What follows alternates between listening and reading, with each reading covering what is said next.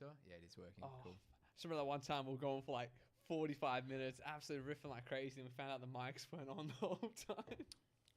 Yeah, that's. Do you remember that? That was actually some good content. That's probably some of the best 45 minutes we've done.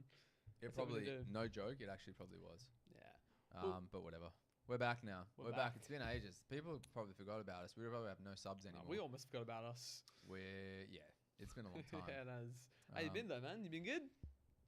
Let's just cut the foreplay. We've been talking Cut for the like foreplay? 45 minutes, bro. Yeah. Like, wait, it's like, how have you been? Yeah, you gotta start on we that. already know. Well, new setup as well. That's the How's main everyone thing. else been is probably the Yeah. thing. We've got a proper setup now, so Yeah. we can just come in here and kind of turn things on, and it just works straight away. But Yeah. We've got smooth walls that we can put stuff up on as well. It's nice. yeah, Not it's that good. difficulty. We've got some stuff Yeah. hung up already, and the animals are shit. Like, just everything just looks legit now. Whereas before, we were out of a shed. We were Oh. literally streaming out of a The shed. It was amount hot of as work we fuck. put into that, though. I mean, we were like having painting the walls, trying to like smooth them out and shit like that as well. We did the It's been best with fun. what we had. Yeah. And it looked decent for what it was. But And now you got this place, and it's just ready made. It's there to go. it's pretty much good to go. Yeah. And yeah, I think we'll slowly like start decorating it a little bit better. But I think it looks pretty cool for the most part. Yeah, Turbo. We've not been Oh, forgotten. Turbo, We've what's not going been on, Big forgotten. Horse? Long time no see, man. In fact, we only just went live. I can't even remember the last time we went live, Yeah, but it's been a long time. we've done a lot since then. Like I've been back to Japan, Yeah, snow trip. snow trip. I've been Oh, to. so jealous of that. I've been so many spots, and then I moved houses. Now we have a new potty set up, which is way more legit. Yeah. Yeah, I don't know. What's been going on with you, Turbo? Coming up to Easter as well, so we get a little bit of time off. Probably get a few potties in. Yeah, you get a few potties in. I don't think there's much else you can do these days. I mean, Well, we're not supposed to be Fuel driving around rationing, anywhere. Yeah, we can't drive anywhere. And you've been Yeah. watching? Yeah, boy. Yeah, I've been keeping up to date with your stuff as well, Turbo, man. I hope everything's going well, brother. yeah. I was gonna say. I mean, the fuel stuff as well. Yeah, Like- man, we're out of fuel, brother. 15 days or something like that left. So Yeah, it's What all should right. we say? We'll Look, be man, alright. don't stress. don't stress. What? Easy. Everyone's I'm gonna like, be freaking hoarding food, man. I'm gonna be one of these hoarders. Where's the toilet paper at? oh, don't Go and hoard buy- it. Just nah. if you just slowly stock up, then Yeah. you don't need to. Because what everyone's gonna do is everyone's gonna freak out and panic buy right at the last second. Yeah. But if you just slowly just add extra stuff into your weekly food shop, it's not gonna be noticeable. You know, just slowly. Giving out your plan to everyone here, mate. Yeah. Well, yeah. That's I probably. Well, look, there's not gonna be that many people that are gonna actually listen to what I say Yeah. and go out and implement it. But like, I've been stocking up slowly on stuff like rice, beans, just stuff that I can. Staple foods. Yeah, basically, staple right? foods like high carbohydrate stuff and protein as well. So I'm not going to tell you guys my favorite tinned protein because then everyone's going to start buying that shit. Well, actually, probably no one's even going to listen to this, but there is a particular type of tinned fish that I go for. I didn't realize how delicious it was until just recently. The macros are incredible and it's tasty as hell, dude. All right. Yeah, I so think if I've you only look got stuff around- upstream. Hey, Turbo, thank you very much for the... I think that's a follow or a sub. I can't remember. We haven't adjusted this for so long. I don't even know what that is. It says joining the elite pack. Thanks, man. I appreciate that, brother. Yeah, if you go and have a look, it's not tuna. I'll tell you that much. It isn't Yeah. tuna, but it's actually, the good thing about it is that it's smaller on the food chain of things, but it is just as good in terms of protein and macros, and it doesn't have the mercury. Because, bro, Okay. the amount of tuna that I used to eat, I'm definitely like fucking 80% mercury at this point. You get your blood tested. I'm toxic as Yeah. fuck, bro. Radiating. Literally. Yeah. Much, bro, just bought a new car. Oh, hell yeah, dude. Oh, What did you nice. get? New car? That's fucking sick. Yeah, I love getting something new, like a new toy to play with. I actually bought a new camera lens not too long ago, and that Boy, was pretty you and fun. Luke with your cameras, mate. Fuck. Man, me and Luke have been going hard on the camera stuff. Actually, we've been thinking about upgrading to a full frame, but there's just so many good lenses coming out for the APS-C cameras that we have now. It's like I'm struggling to like make the jump, because if I make a jump to the larger scale camera, it's going to be like $4,000 just for the body. Yeah. What are your Crazy. plans with? Do you have stuff that you actually want to like be recording or taking with the cameras, or do you just get it just to have it? Well, do you know, recently I've been going through this dilemma of trying to get away from my phone, and it's so hard, man, because it's literally one of the greatest inventions ever. It has everything. Whatever you need, you can do it on your phone. It's like the universe at your fingertips, right? Yeah, and that's not a good thing in my opinion, because you have a camera, and the cameras are really good for phone cameras, right? But it'll never match a dedicated camera in terms of the way it looks. There's like, and you probably wouldn't understand because you haven't got a camera yourself and you haven't taken photos. And that's why whenever I post content, reels, videos, pictures, everyone's like, "Oh my goodness, man, what phone do you have?" Yeah, I'm like, "Bro, it's not a phone. This is a real camera." I get the feeling when you have a camera as well, it's so much more intentional if you're carrying it around for yourself. Like when you have your phone, you take a photo, but then you're like, "Oh, might as well check my apps and shit like that," and you get like sidetracked. Yep. The camera, there's nothing else there. It's No. just you and the photograph you want to take. Yeah, and you really dedicate yourself to the art of photos. It teaches you how to take a nice photo, and it's so fun taking really nice photos because you have to look at the world in a different lens. No pun intended. But it's even more interesting with your phone. You can zoom in and zoom out and stuff. With like a camera, you can have a zoom lens, or you can have a fixed lens that has one length that you shoot at, and that forces you to take photos and view the world in a different way. Because if you're stuck at right now, these are probably zoomed at like 35 mil. Yeah. So 35 millimeters, you don't have any zoom, and you can't. You have to get further away by walking. So when you frame a picture, you have to do it at that one fixed lens. So in your head, you kind of know what your length is. You know where your frame is as you're walking around trying to find it. Yeah. I've seen some of your photos from Japan. They look absolutely incredible. Yeah, they do. As And well. Very artsy. Yeah, it's like, but you know what's interesting is that it's not, when you get a camera, it's not that you have to try that hard. They're purpose built for these things. They let more light in. They blur the background naturally. Like you learn how to focus things. It changes the way that you view the world. It's really fun. I wonder what if, like, the AI generated images and stuff like that coming out. Like, is it gonna be? I know right now there was that big like scandal about the was it the Samsungs where like they sold it as if the zoom was really good, but in reality it was just generating the resolution. So you're taking a photograph thinking that, oh wow, the zoom's incredible, but the AI was just like generating the pixels for you. Yeah. I wonder if there's an element of that as well. Like, would you be able to tell? Do you reckon Yeah. a photograph a human takes with a really good camera versus something generated? Absolutely. I can tell straight away most of the time.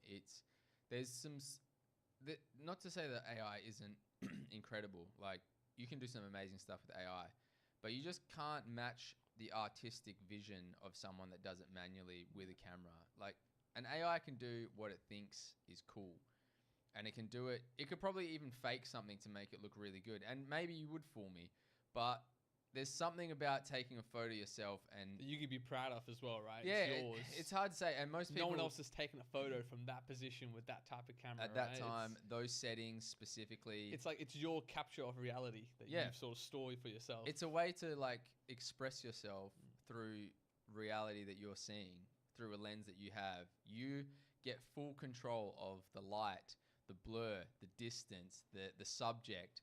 There's so many things to it, and if you haven't had a camera, like actually had a dedicated camera, you won't understand it until you do it. So I guess, well, maybe that's why I've never understood it, because I see it as like you share the photo being the thing. But from what you're describing, it sounds like taking the photo is what the actual hobby is. The sharing of the photo is like a minor sub thing, right? Well, it's fun to show someone what you captured, because some people are like, man, this is an incredible photo. And I'm like, I know. At the time, I maybe didn't even realize how incredible it was, because you're seeing it on a small like camera, like LCD, but then when you put it on a screen, you're like, oh my goodness, this is insane. Like Luke, when we were in Japan, he took this incredible photo of us walking up a hill. There's cars there, and then in the distance you can see it was like the ski slopes, but all the lights coming down, and then there was this like cloud cover coming Look, if across. If you can find that photo, I'd love to actually see that. That'd be great. Yeah, we'll have to put it up at some point. I don't know if you'll be able to. Do you reckon you'll be able to find it, Luke? Yeah, he's almost got it. Yeah, if you can pull it up onto the React cam. But yeah, it was actually such a crazy photo. I was like, man, that's incredible. Have you ever thought about going through, like, I guess there's the photography side thing, but videography as well? Have you ever thought about pursuing that? I'm surprised a guy like you hasn't thought about doing that for like a career. Getting into like film or movies, because all the stuff you described there is like the art form of capturing a scene, right? Yeah, there's actually so much to that. There's actually a thing called the rule of thirds as well. Which is you can put the grid lines up when you're taking a photo, and it's like things are supposed to be filmed within the rule of thirds. So you want to have things lined up where the lines of the rule of thirds are when you're. So this here, we're actually not lined up in the rule of thirds here, because the rule of thirds, there'd be a line here. And I knew something was wrong. I felt it in my bones. No, I knew it. So there's a line here and a line here. So I'm sitting directly in line with the rule of thirds, which is like here. But the difference between that is that when you center someone like this, it's an authoritative position. So when you want to convey authority, you put them dead in the center of the frame. But there's other moments, like in movies, where they will take a scene and the person will be like here in the distance, and then you'll have like a whole bunch on this side.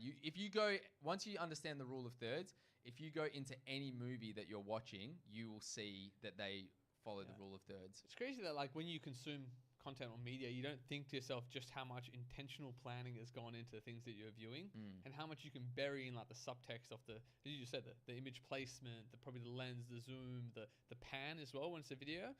I was going to actually ask you probably know a lot more about it than I do. I saw some videos popping up about NVIDIA's new like DLSS. Yeah, what can you explain that to me? Because I've heard a lot of stuff online. It's essentially just like AI upscaling. People are getting shitty because they're saying, oh, it's AI slop when you take an old video game.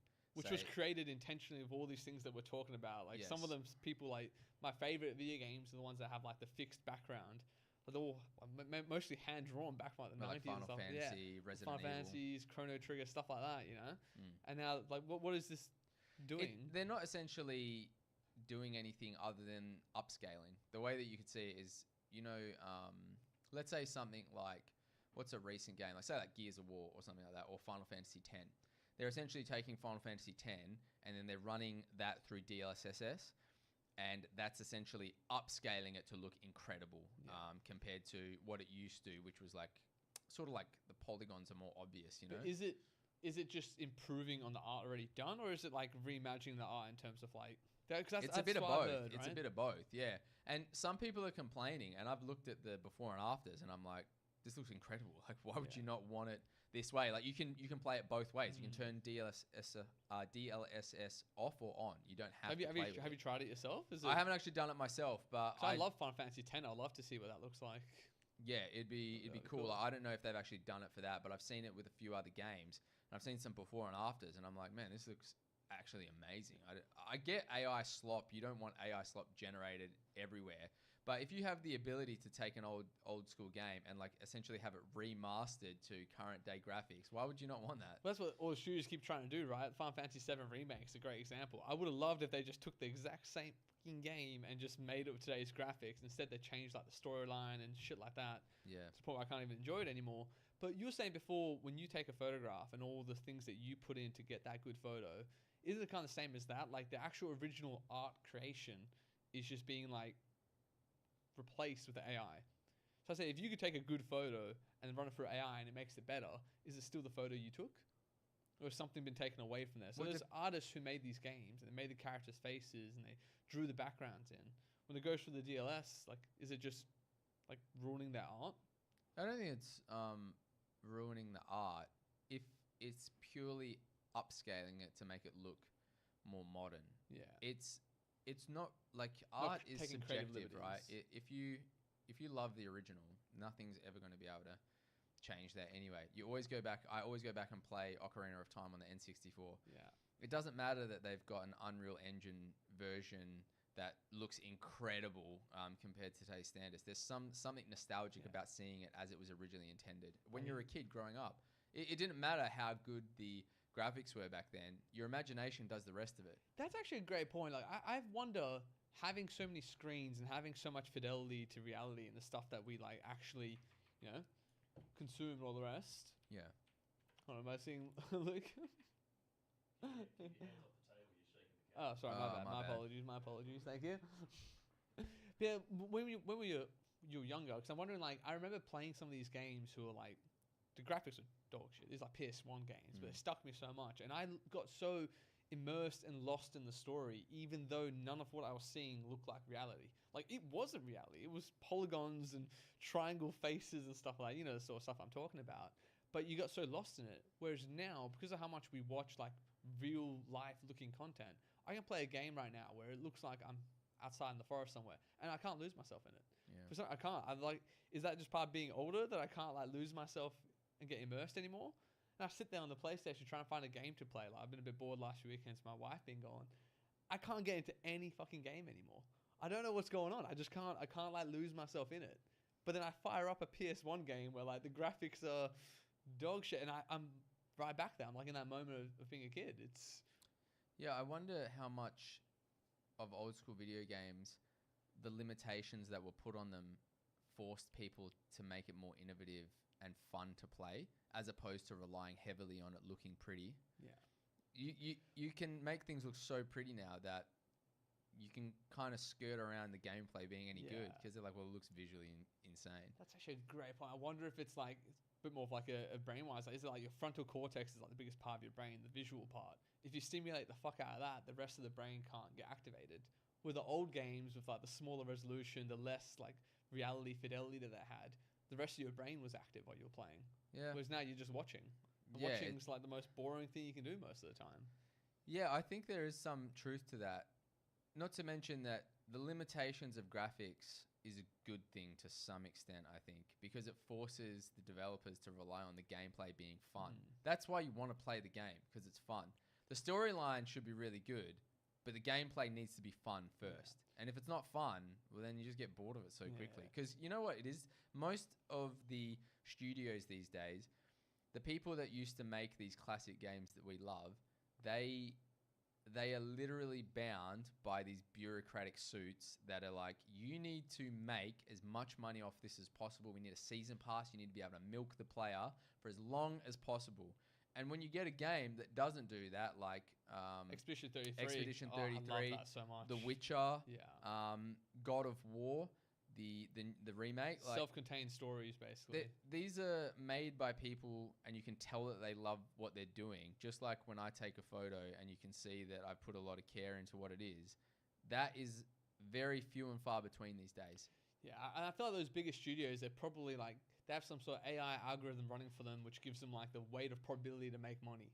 So it's got like, they're probably tracking every metric through Steam, PS5. They're tracking what everyone's playing, what they like, and they just spit out this game it's not artistic vision. It's like, it's an algorithm. An algorithm decided what type of game to make. How should the character look? Well, the last 10 popular games, the character look like this, and they just like blend this version of it. And you can tell there's something so inauthentic about it, right? Yeah, it's you feel like you're being scammed. It's almost like people aren't making things because it's a crazy cool story that came to their mind. They're looking to try and get validation from the things that they think that people want. Yeah. It's like making a product to sell through drop shipping because you saw the last 10 products that sold well, rather than having an idea that you liked and you tried to sell. Yeah. It's a bit of that. And I find it so hard to actually get into recent games now as well. I did try playing Crimson Desert. Have you heard anything about that? Yeah, I have. Dog shit story. That's probably one of the worst storylines I've ever seen in my life. Like the most vanilla main character, but they captured lightning in a bottle on the exploration side. Right. I've never had a game like that where you look in the distance and it renders so much of the distance, and you see like a tower out on the mountainside. You can just fucking go there. You just go there, and there's stuff to do there. There's weapons to find. There's gear to find. There's enemies to fight. I don't know how they've gone ahead and done that, but I've never seen a game so vast and sprawling, and I haven't done a single storyline mission. I've played maybe like 10 hours. Right. I've just been running through. What's that over there? And it's so satisfying. Like, I can't explain it. I recommend people give it a shot if you haven't played it like that. Yeah, I mean, it seems like they've got one part of the game that's really good. But everything else is terrible. Like in what way? Like there's no storyline. Like the battle's pretty repetitive as well. It's just exploration. They've just maxed out on that front. So that's it. It's just it's kind of like that like game. What was that game where you used to travel through space? And No Man's Sky? Yeah. That became a good game apparently after a few patches. Yeah, they patched it right up, but I remember when it launched, Sony pretty much rushed them to get it out the door, and it was just dog shit, man. And that's the other thing there. That's literally what I was talking about. They had a game that had a great creative vision, but it was just half-baked. Yeah. And they launched it, and it was terrible. Yeah, because of time constraints, or like they wanted to hit a certain market. Because the same like algorithms that tell you what to make, tell you when to release it, exactly what hour of what day. Like, I hate it. It's so computer, like it's so inhuman, right? There's nothing human about what we do anymore. It's all like procedurally calculated by some sort of algorithm. Look, here's the thing. You actually do need a deadline. You have to have a deadline for something. But you also can't rush something that needs more time. Yeah. And it's a hard balance. I can't remember what game it was, but I'm pretty sure they whipped up, I can't remember the game, but it was like they had 6 weeks or something, maybe even like maybe it was a year, but they've whipped up games in the past and they've been like massive successes just off of like, we need something here. There's you a need to hole make in the something. market. There's nothing coming out in this time period. Make something. Yeah, fucking hell. I was going to say to you as well, I actually heard a really interesting thing about, have you ever wondered why there's so many like movie sequels coming out that tend to flop and do really bad? No. So apparently there's like it's a use it or lose it in the rights for movies. It's been ever since like the 1960s. Okay. So basically, when a studio buys the rights for something, like think of Harry Potter or think of Lord of the Rings, you have a certain amount of time that you have to make new content for that series or franchise, or you lose the rights. So even if they have no story, even if they have no plan for what they want to make, if they don't make a sequel, they lose the rights, which means they also lose the rights right now with streaming the way it works to make money off the originals that people want to watch. So if you want to have the original 3 Lord of the Rings, the rights to them, and make money off them, you have to make new Lord of the Rings content. I think it's like every like 3 years, every 6 years, that they're locked into the contract. So that's why studios are pumping out these dog shit sequels that no one wants. And you're like, why are they doing that? They're losing so much money. They need to do it if they want to keep the rights to the name or to the franchise. That's interesting. And it's part of like the franchisee laws. It's built in. Yeah, weird. How insane is that? It is weird. And that's why there's this incentive for them to make a terrible movie, even if they have no script or no idea. They have to make it on like clockwork, or they'll lose the rights. Yeah, that just seems like stupid to me. You should just let something be as it is.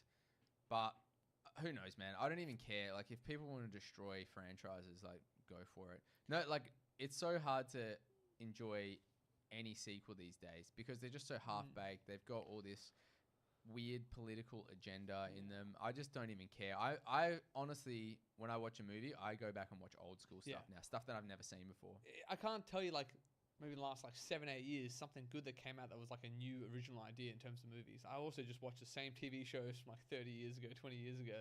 It's wild, but, like, even now, if you look at some of these remakes, and we touched on it just then, I think, it's, like, algorithmically made as well. It's, like, the storyline is what's worked, let's make that.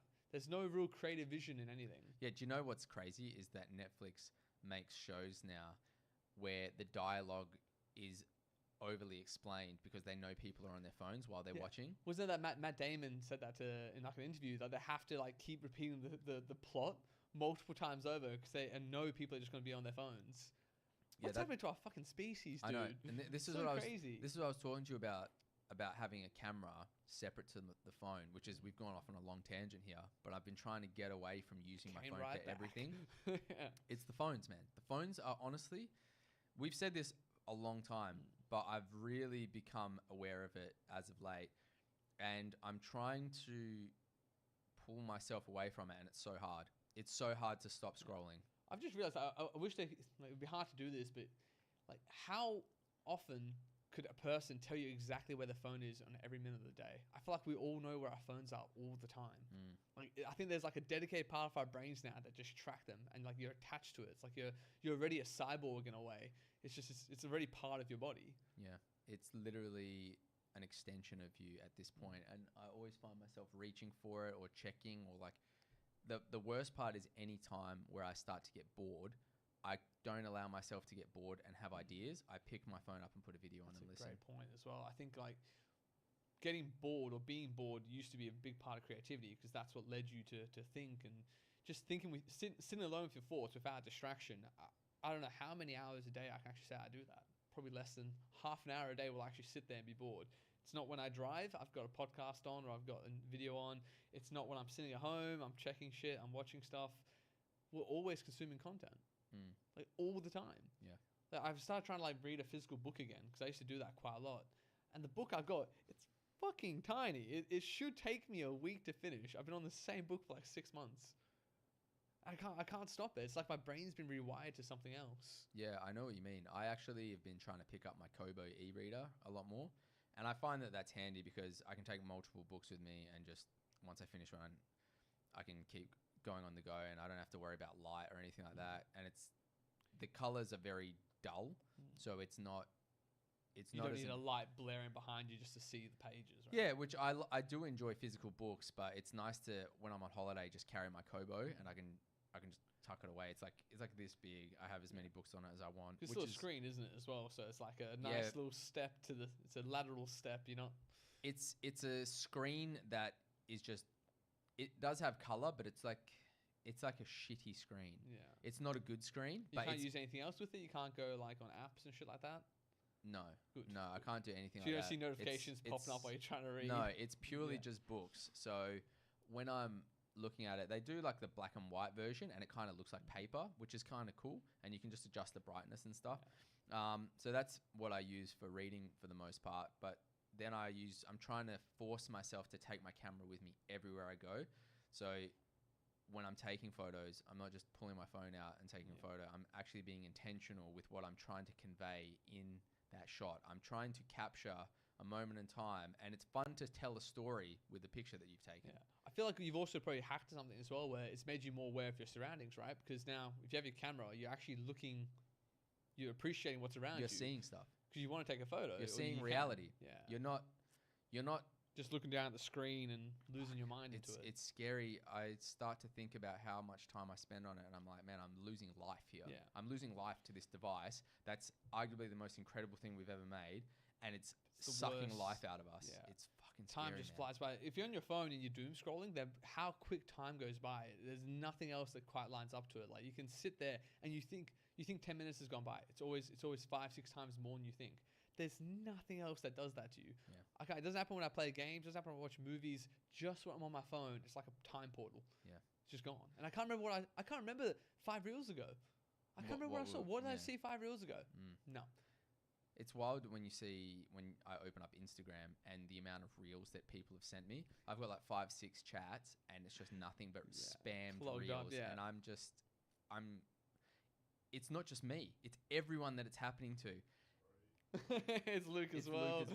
But it's me. Ash does it as well. Everyone I know does it. You can't stop it. And what I've been thinking about is I've been following this phone company called Unihertz, and they make. Do you remember Blackberries? Yeah. Where they had the keypad. Oh God, that would be. Man, I have anxiety just thinking about having a phone like that instead of the phone I do have. Yeah, but they've got minimalistic. A blend. It's minimalistic, so they've got that. It's a keyboard with like a modern day touchscreen, all that, but it's so small that it doesn't force you to scroll. But you're gonna be watching reels squinting. That's all that's gonna happen. You're gonna. But I want it to be annoying. I want it to be annoying, and I don't want to be tied to my massive S23 HD whatever. I'm just scrolling all day. It's really hard to scroll on a screen that's like this big. Like doing this, the reels won't line up correctly. I'm trying to force myself away from this phone. Have you seen something called Inside by Bo Burnham? Do you know Bo Burnham? I know who Bo Burnham is. He's like that comedy musician, but his stuff's like so removed from comedy. It's like really hard hitting. But during COVID, he did like a song or like a video about it, and he touched on it really well that like what that does, having that screen with you, having like your social media accounts. There's the digital world and there's the real world, and the longer we all get pulled into the digital world, the more the real world becomes the performative one. So we all do things in the real world only to collect the digitization to post in the digital world. Yeah. And that's where your life actually is for most people. The real world is just the thing that you slug through to get back onto the screen. And like that's the problem. We have like two universes that we're all living in right now. Most people talk to their friends now through the digital world. We don't have the face interactions. That's why I love doing the podcast with you. Like we're across the table from each other. We're forced to speak. We're forced to speak here. But as we're doing this, we're creating a digital version of it out there. So it's like you see there's these like parallel realities, right? And we're going more and more towards that. It's like we have this calling that we all want to be there instead, like the VR, the augmented realities, all the rest of that. I wonder what it's all going to be like in 100 years' time.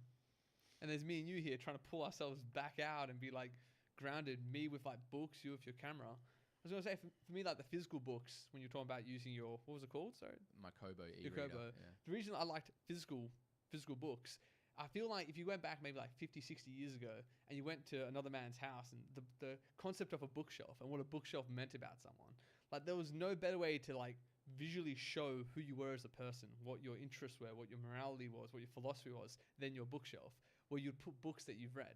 And there used to be a thing where you couldn't put something into your bookshelf unless you'd had read that book. It was expected that you'd read the book. So you would be able to display like what you knew about the world, what your interests were. It was like that was your personality. That was your like value and ethos as a man was in your bookshelf. We don't have that anymore. Yeah. That's a big thing to have lost, I reckon. It is. Do you know though, when I get a book that I really love, I always buy the physical version so I can store it on the bookshelf, which keeps them pristine as well. Because then I have these really pristine books that looks like no one's ever read, but I've just read it digitally instead. Because like, there's something I really love about a bookshelf. You're right, exactly what you explained there. It shows that there's some depth to who you are. It's not... And where you come from, where your ideas come from as well, right? Like all those old greats of literature. There's something different about reading as well, man. Like it's such a denser way to consume content. Because it's still content in the day. It is content, and it goes back to the video games that we're talking about where your imagination makes up the rest of the world. It's the exact same thing with books. You read what you're told, but you make the world in your own mind. Yeah. So you sort of live the version of the reality of the book that you read. It's different person to person. I think what we boil a lot of this down to is I think the frontal cortex is just being too activated by people right now. Screens, everything's visual. It's too visual, man. We need to find some way to not have that be the part of our brains that's engaged. Yeah, I think, honestly, if we just genuinely... You know what we should do? We should genuinely try and get rid of our phones for a month and just see what happens. It would be actually a nightmare, I know for a fact, because everything is tied to like banking, all that sort of stuff. But I really want to know what it's like to detach. I haven't done it for years now, and I imagine it to be absolute hell. Well, I'm like a pretty old man these days as well, but what I do, I have like an hour each night minimum where I'll sit down and do like a puzzle on the table. There's no screens, nothing. Just to sort of get... Otherwise, it's like I go to work, I'm on a screen for 9-10 hours. I come back. Even my fucking Tesla has a screen that I look at as I'm driving. You know, I come back, I usually like make dinner and watch something as I eat as well. The amount of time, let's say you're about 16 hours awake each day. I reckon the average person spends about 13 or 14 of those hours looking at a screen. For sure. We spend 2 hours or less looking at base reality, which is just insane. And the other part about that as well is that we get bored so quickly of doing stuff that's normal. It's like a chore. Yeah, it's crazy. Yeah. Do you mind just grabbing that, by the way? I'm sorry, I'm just getting a phone call. Back to live audiences. The screen heard us talking shit and it like yanked him back in. Literally, one of my mates, he'd probably be down with this. He always tunes into the stream, actually. I don't know if he's... Well, live audience would be something interesting to do as well, like... Live audiences, yeah, that would be cool, but... Fucking terrifying, though. There's something real anxiety-driving about being, like, the focal point for a big group of people. Yeah, I think... I guess it would be, but I don't know. It's different until you actually do it yourself. Personally, I don't really care about talking in front of people, I think.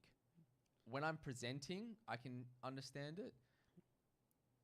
I guess it's hard to say because when we talk here, it's kind of like people are watching, but they're not really watching as well. Because we've separated. There's the digital and the physical world. Physical world is just me and you around a table, and Lukey there as well, my boy. Yeah. You know that's all it is. But once you're like actually live to a group of people, that's the real world. It's everyone who's there. It would be very different because I do it for work sometimes as well, where I have to like present, and even if I really know what I'm talking about, if I've like practiced it, written the speech out, all of it, I fucking hate it.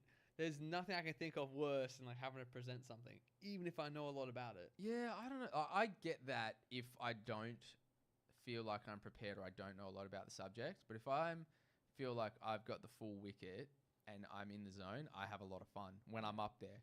So only in those situations, like if I'm presenting something for work and I don't necessarily know the full wicket, it's a bit more nerve-wracking, but what I've learned is that I can always fall back on, let me get back to you on that. Because it gives you this safe space to retreat into when you don't actually know the answer to something. So that's how I sort of get through that. But we both do public speaking. I think it'd probably take a little while to get used to it. But, man, who's even watching? We haven't done this podcast in so long. Like, no one's watching. Turbo's one of the loyalist dudes around, man. We appreciate you sticking around. Yeah.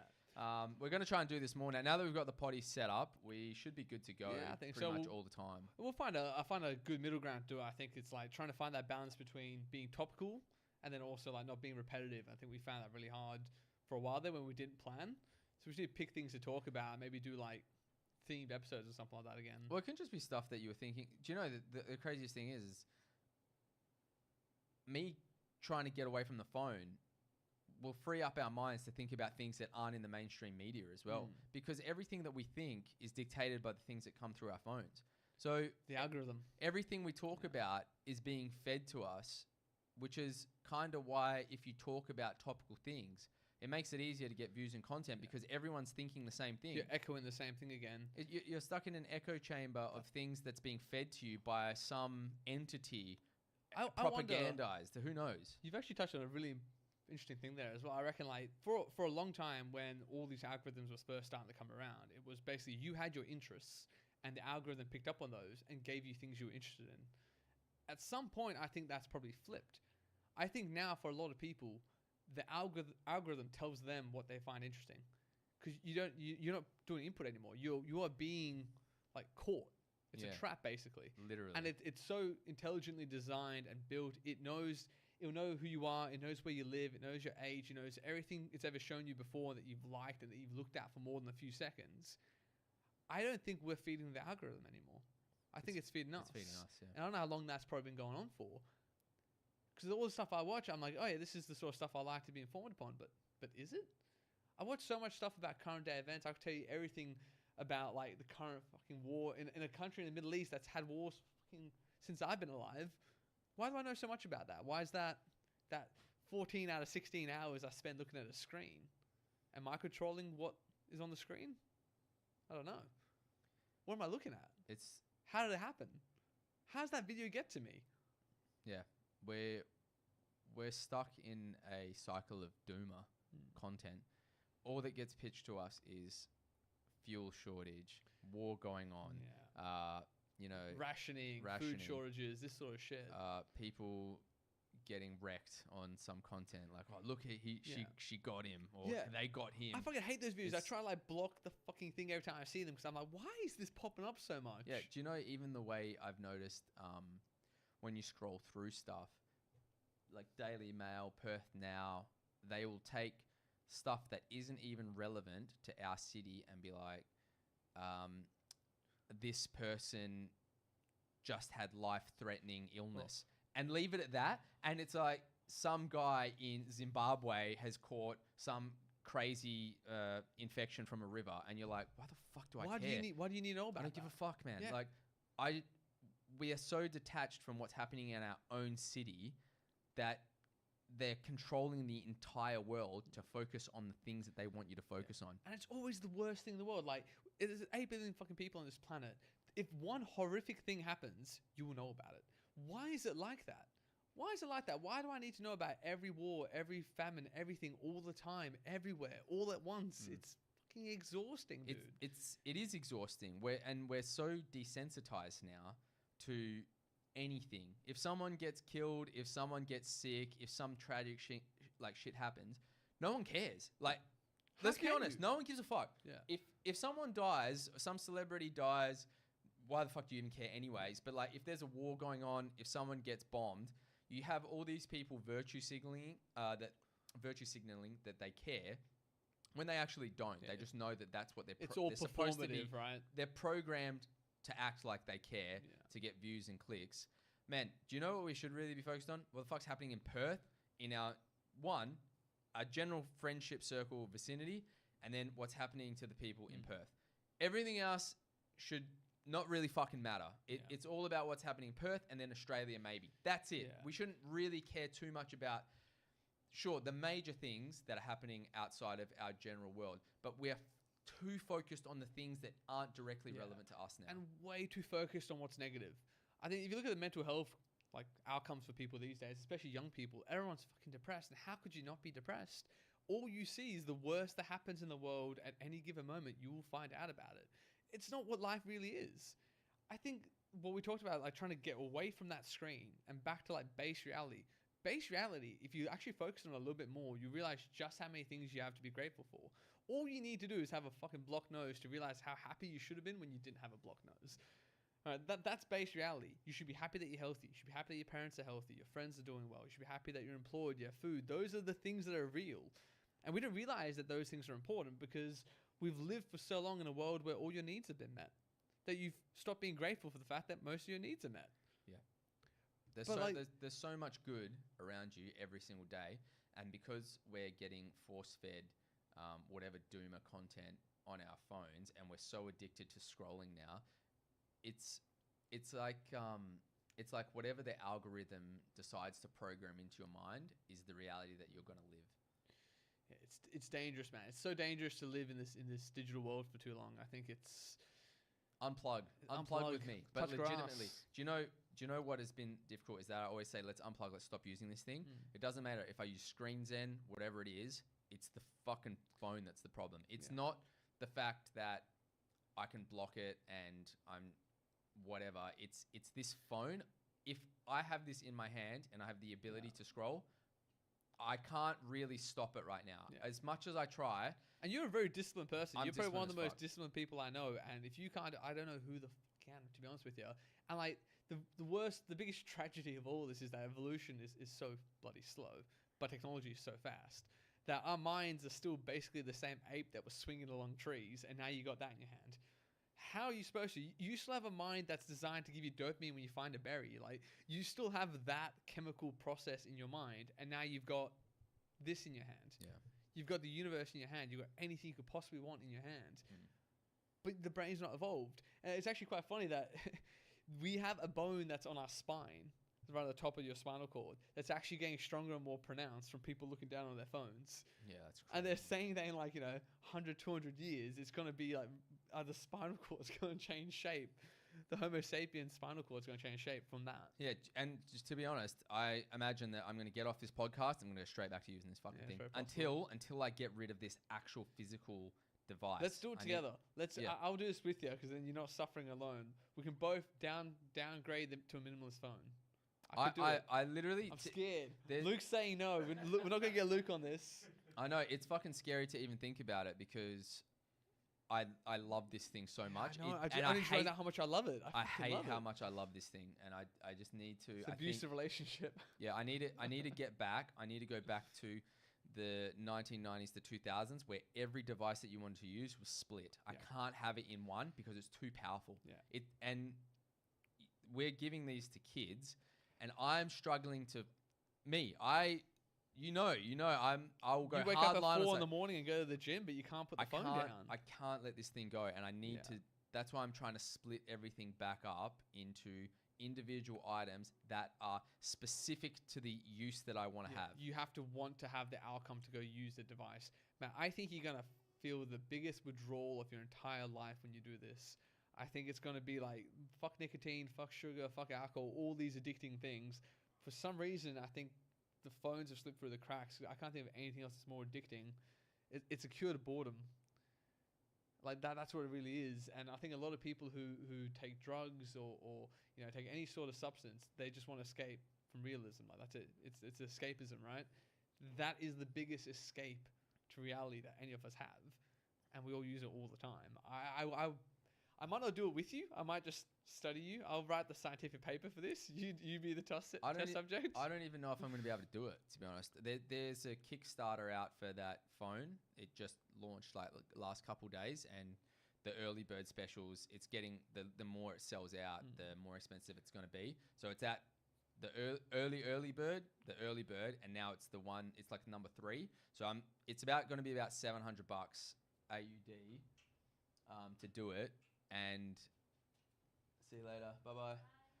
Yeah, it's going to be about $700 to get a quarter of the screen you have now.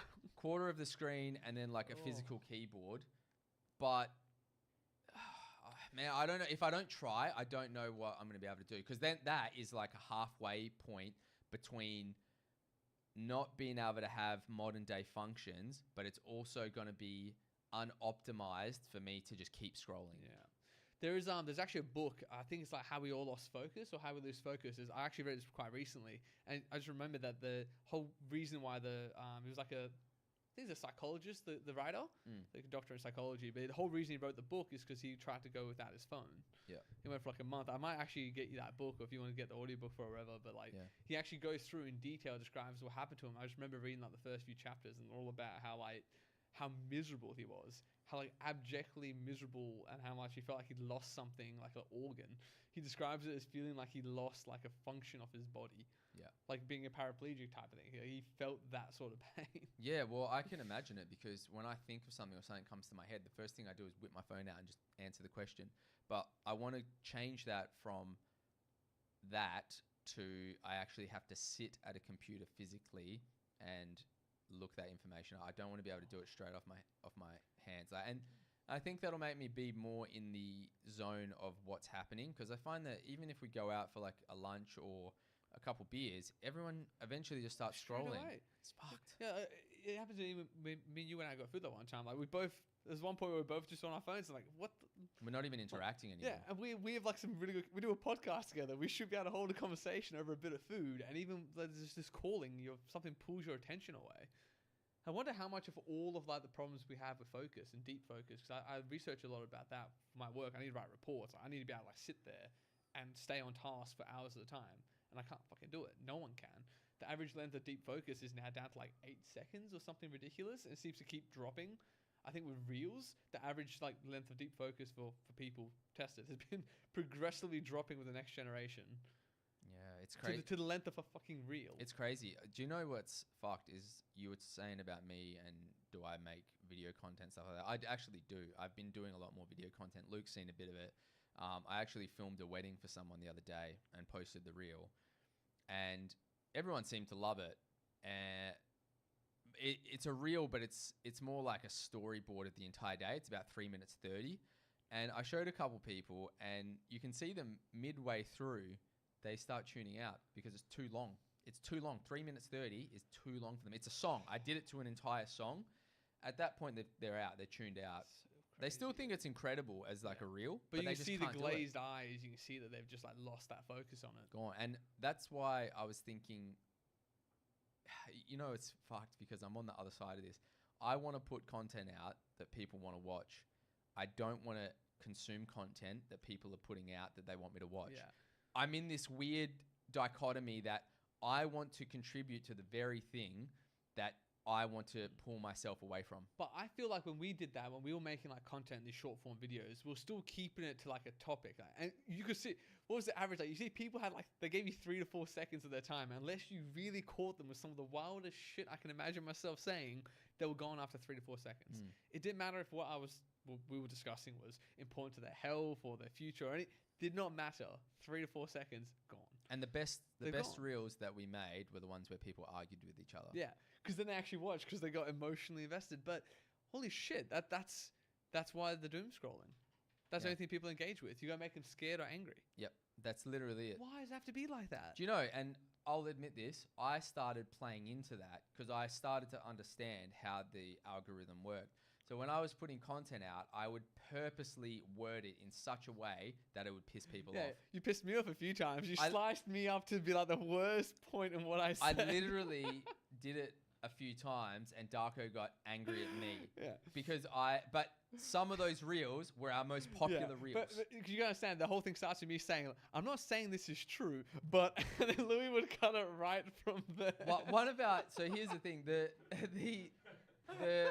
what I learned is the most difficult platform to get a reel to go viral on was Instagram. Yeah. And I've only done it a couple of times on Instagram, where I'd done it a few times on TikTok. I'd done it a few times on YouTube. Yeah. Instagram was definitely the hardest one. I reckon I know why. Thirst traps. We need to put that figurine that you have. It needs to be all right. Yeah. Because Instagram's full of thirst traps. That's the whole thing. It is full of thirst traps. The volume's really low. I thought so. Hey, Luke, can you? Yeah, easy. Oh, you've turned it up. Is it still really low? Just let us know, man. I did think because I turned the gain right down, but did you turn the gain back up, Luke, or the volume? On what? Turn the gain up a little bit. Can you show me the mixer, like the audio mixer on OBS? Just let us know when it sounds good to you guys. Yeah, we're still trying to figure it out here. It's yeah, Luke, just turn the gain. Everyone's up a decent amount, so you're good. Oh, is it? Yeah, just in chat, if you guys could just let us know if we're too quiet or it needs to be turned up, we'll fix it. I was trying to make sure that the background noise didn't get picked up too much, so I turned the gain down on the mics. But by turning the gain down, these mics are heavily reliant on gain. So if it's not loud enough, just give us a shout and we'll fix that. Yeah.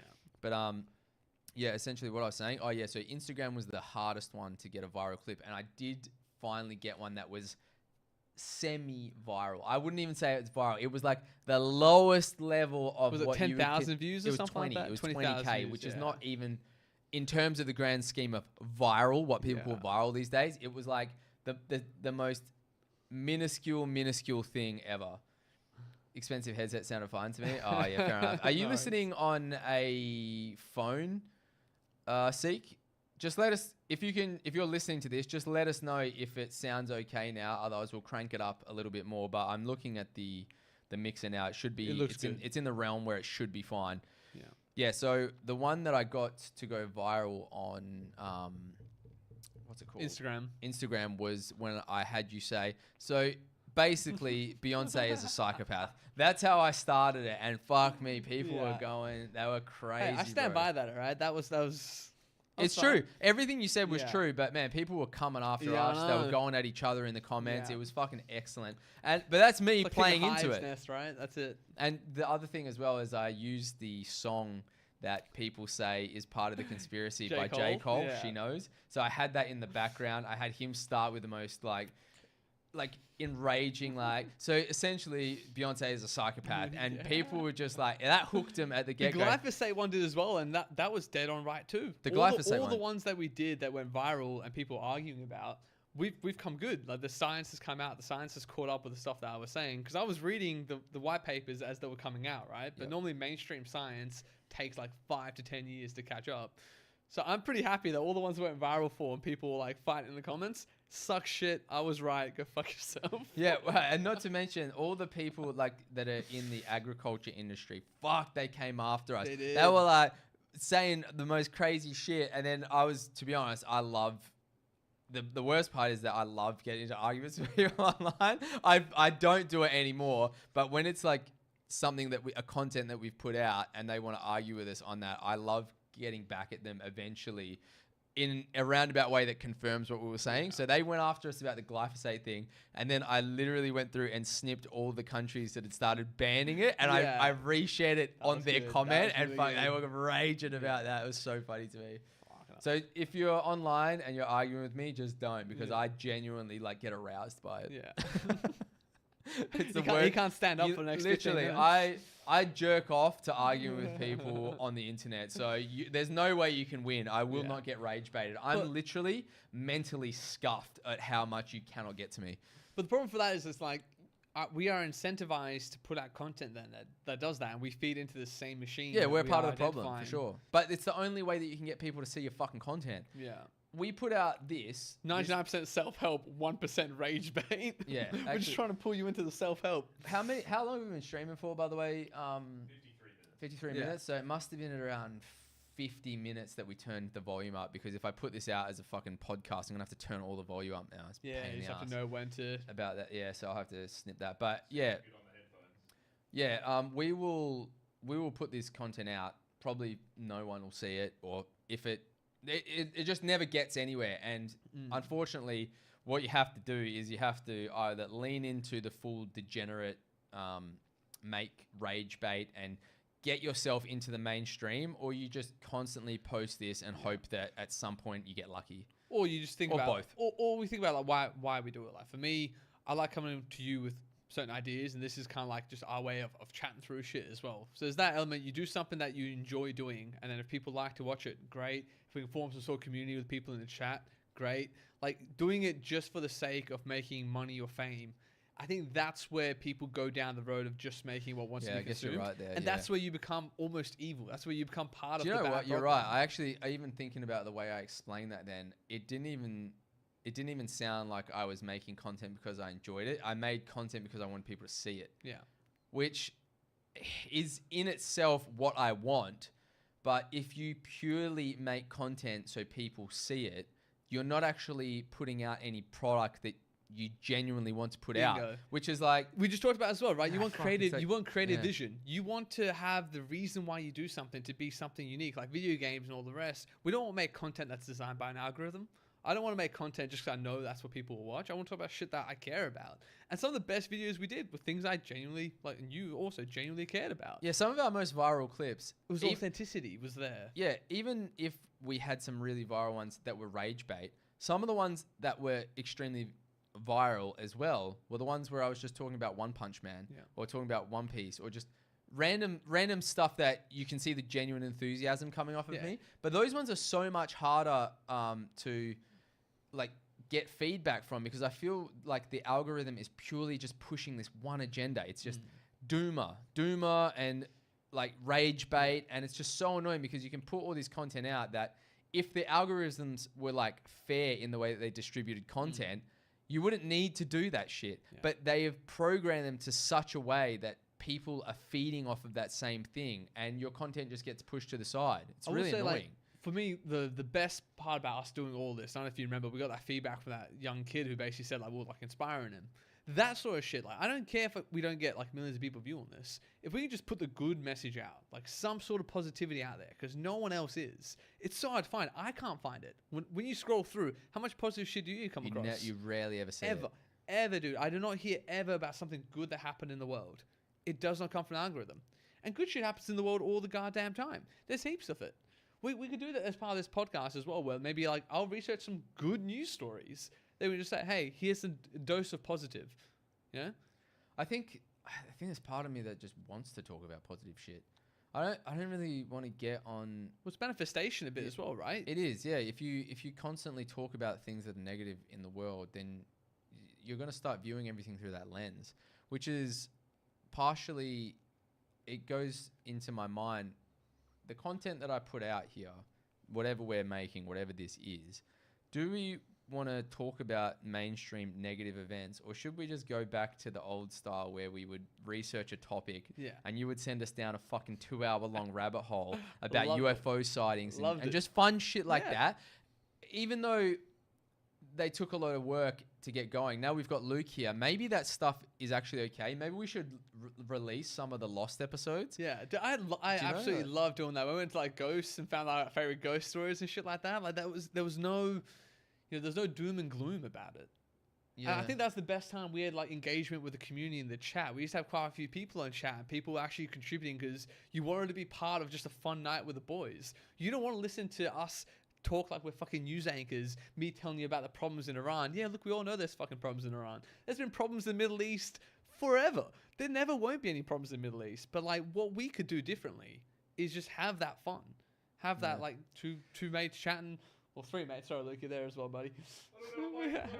We'll get Luke and Mike as well. We'll figure it out. But you know what I mean? I think that's, and then it's something that's good for us. It's more cathartic for yourself too.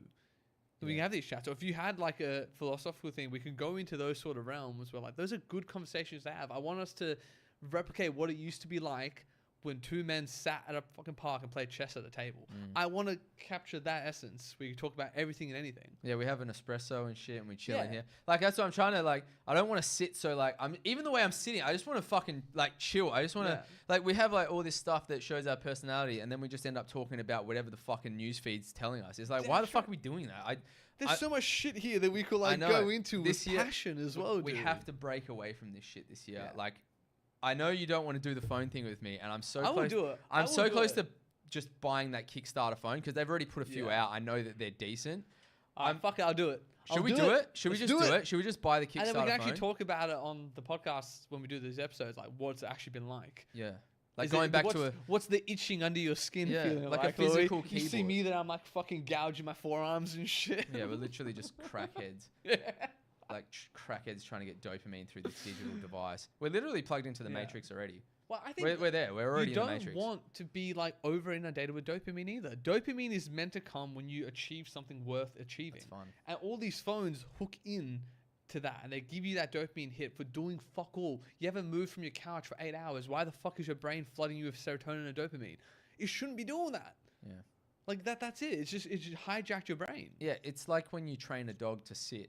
you give him a treat, and he's like, fuck, if I do this, I get a treat. We literally sit on the couch and scroll and get dopamine. We're doing the same fucking thing to ourselves, which is crazy. It's so ourselves. We're doing it to ourselves. And my problem is, and this is why it occurred to me just now why I fall into the trap so badly, because I convince myself that I'm learning because I'm watching all this fucking content about the world, but I might already be getting bad information, firstly. So what I've learned is just fucking propaganda.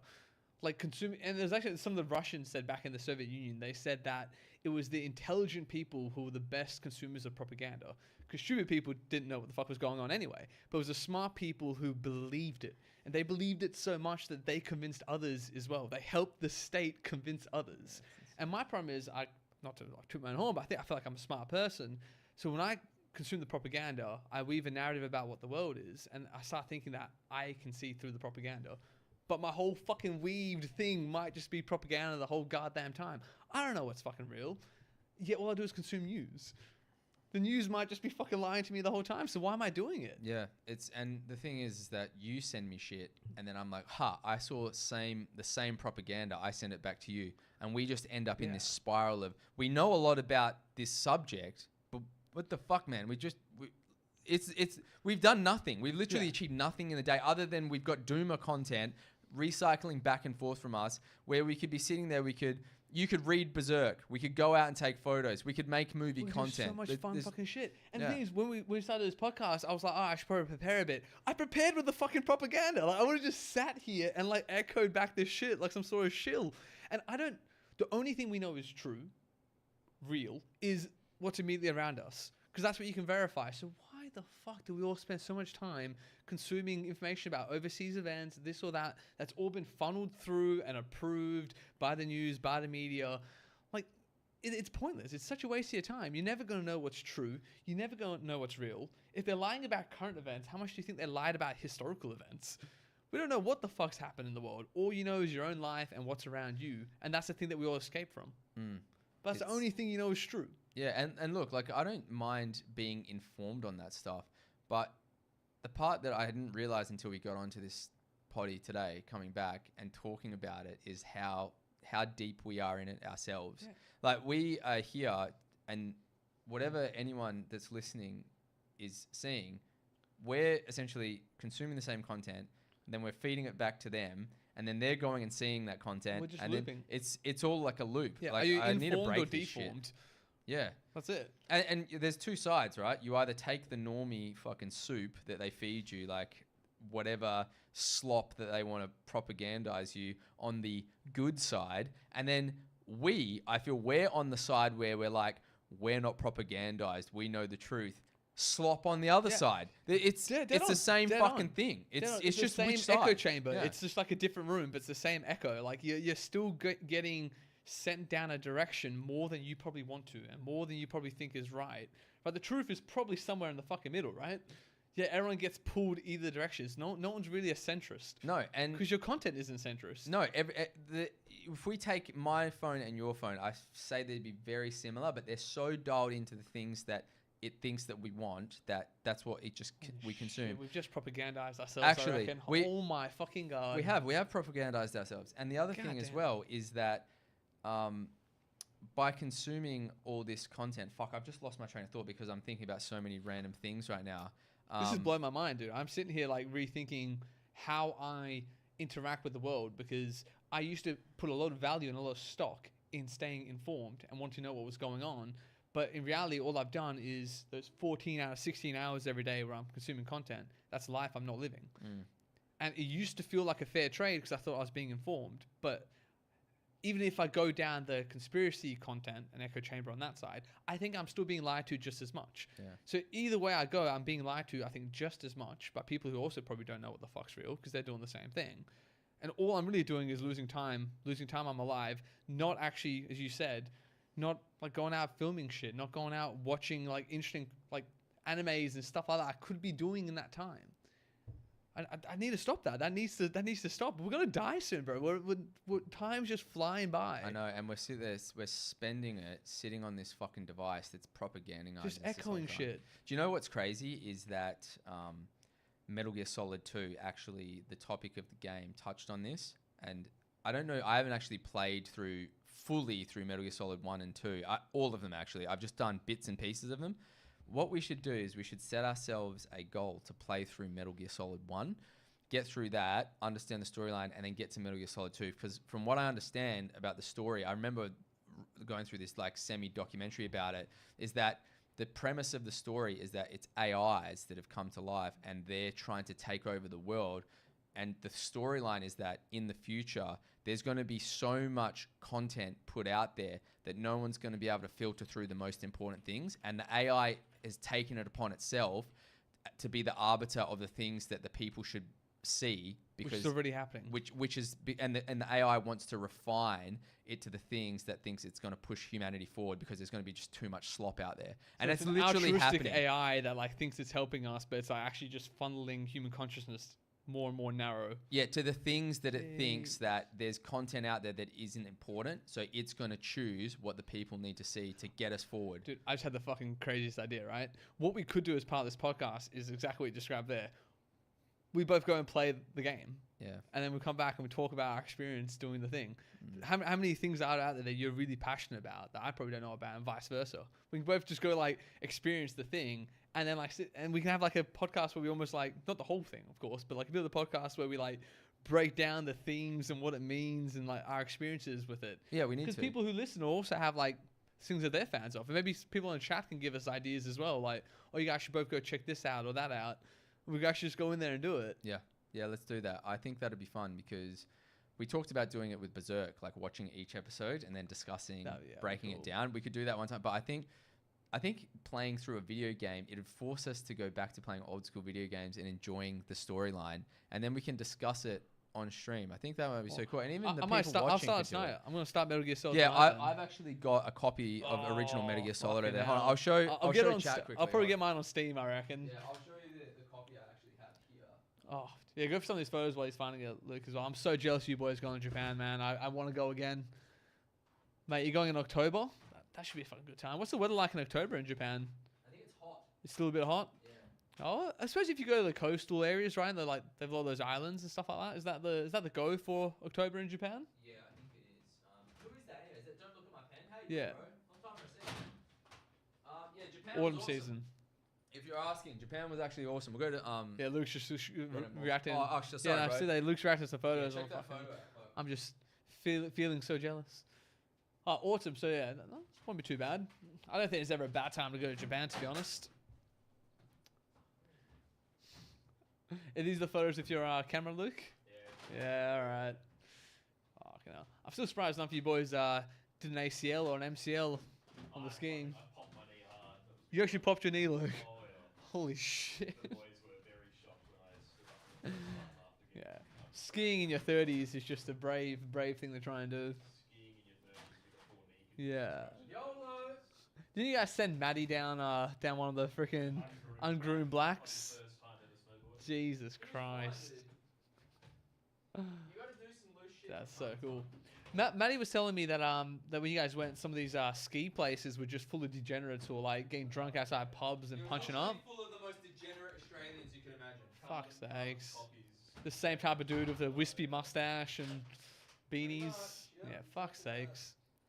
That's one thing I found when we went as well. Like, you are a tourist as well, so you probably can't talk that much shit. But there's nothing worse than a disrespectful tourist in Japan. It's like they're freaking ruining it for everyone else. Ah, that's nice. Is that Mount Fuji? Yeah. What was it called again, Louis? Turbo, I heard. Matt Yoti. Turbo, apparently it wasn't just the Aussies. Matty was telling me that there's the same type of dude from every single nation. So every country has its degenerate snowboarder who still has the same wispy mustache with a shitty mo who causes grief. There's even probably authentic Japanese versions of that same dude. And they all come to the same part of the world and punch each other out. It's hilarious.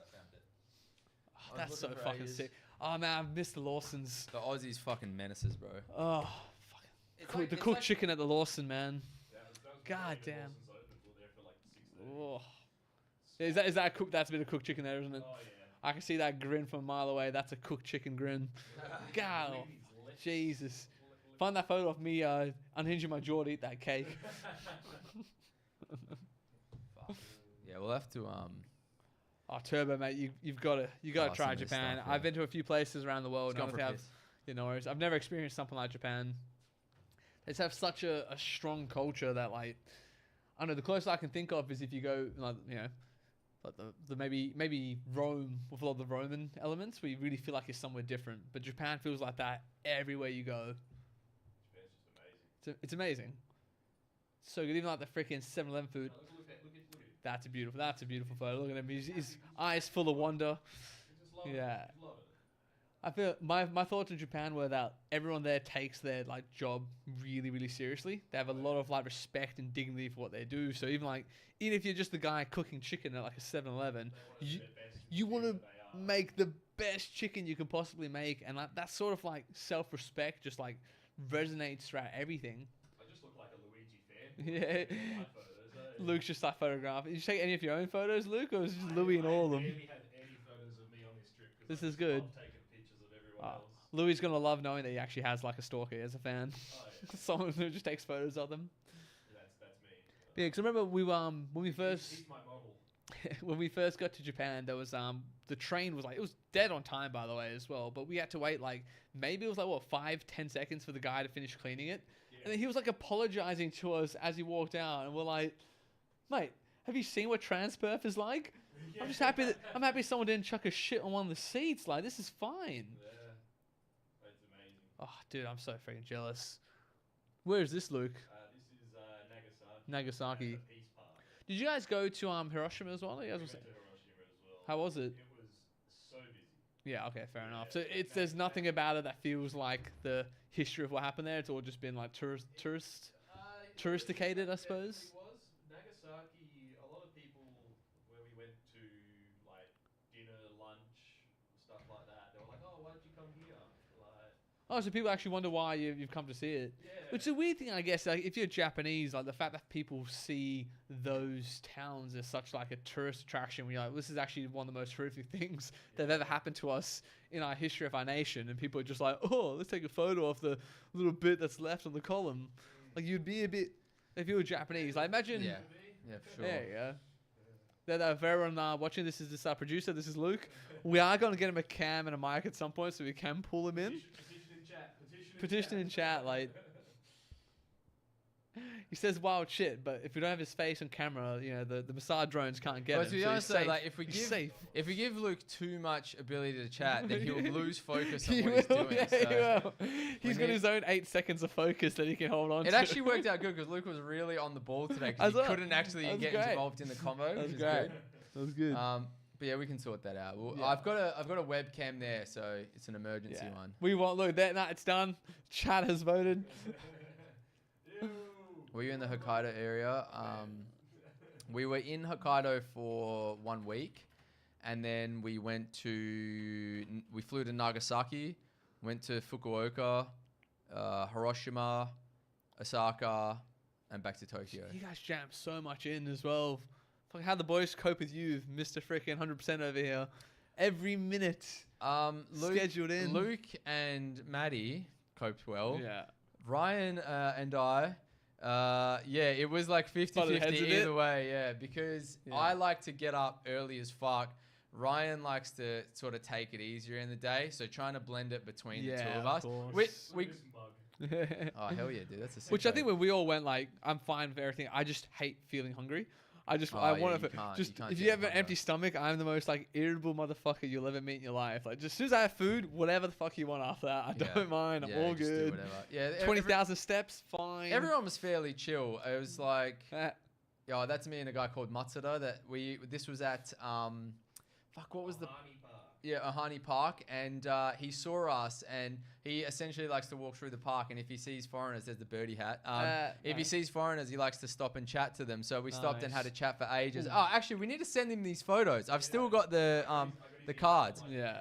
But yeah, Unfortunately, I probably do need a call here. Unfortunately, guys, I've completely got lost on the time. I was having such a good time chatting here. I have my dad's birthday at like 2. By the time I drop this guy off home, I'm gonna be late yeah, already. true. Yeah, we'll call it there. But no, this is the game, by the way, fellas. We're Shit. gonna chuck this camera on me.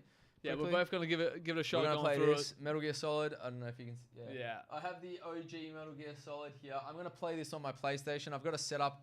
At some point, you'll be able to see like the retro games. I'll set up a little webcam so you can see that area. It's just a bit messy at the moment because we've moved houses. We should do a stream where we actually play some Smash Brothers or something like that. Yeah, as we well. should. We should. It's a lot of fun. So I'm gonna try and Don't park on the grass strip. don't Yeah, park yeah. on the grass is what we do Just usually. set the cameras up around and be like a vibe. It should be it'd be Have actually. one focus on the TV so people can actually watch, have the React cam of Oh, like, I can actually stream the Yeah. game as well. So we'll have one of us playing and we'll be able to see it. But 3v1. We'll do that on 61. And then this is a signed copy Shoeys of and Smash. Shoeys and Yes. Smash. Shoeys and Smash. Yeah, fuck. It's been a while since I've done a shoey. This is a signed copy of Metal Gear Solid 3 by Hideo Kojima. That It is came out in sick. 2006 and he signed it 2007. Just That is cool. that's a legitimate copy as well. This is no joke. Alright. Fucking cool. I bet this is a gift. I've never actually played Metal Gear, so I'm looking forward to this. Look, we'll do number one, Yeah. and then number two is the one I think with the AI. So Yeah, we'll easy. sort that out. But yeah, Alright. lads, thanks for tuning in, everyone. Cheers, guys. Take care. I'll see you for a while. I haven't flexed on the stream for a while. Actually, let me get a flex in. What? There he goes. Yeah. Take care, and Yep. See you guys next see week. you guys next week. Hopefully, Yeah. if everything, I think I might have something on. Maybe the week after, but we'll keep this Yeah, we'll posted find some anyway. time. If you don't follow us on Instagram, we do have an Animals with Shoes on Instagram. I don't use it Yeah. that often to update shit. We'll start doing it. But we'll start putting some content back out anyways. Alright, But yeah, easy. take care, everyone. Have a good Alright. rest of your Cheers, weekend. All right, guys. stay safe. Don't Yeah. consume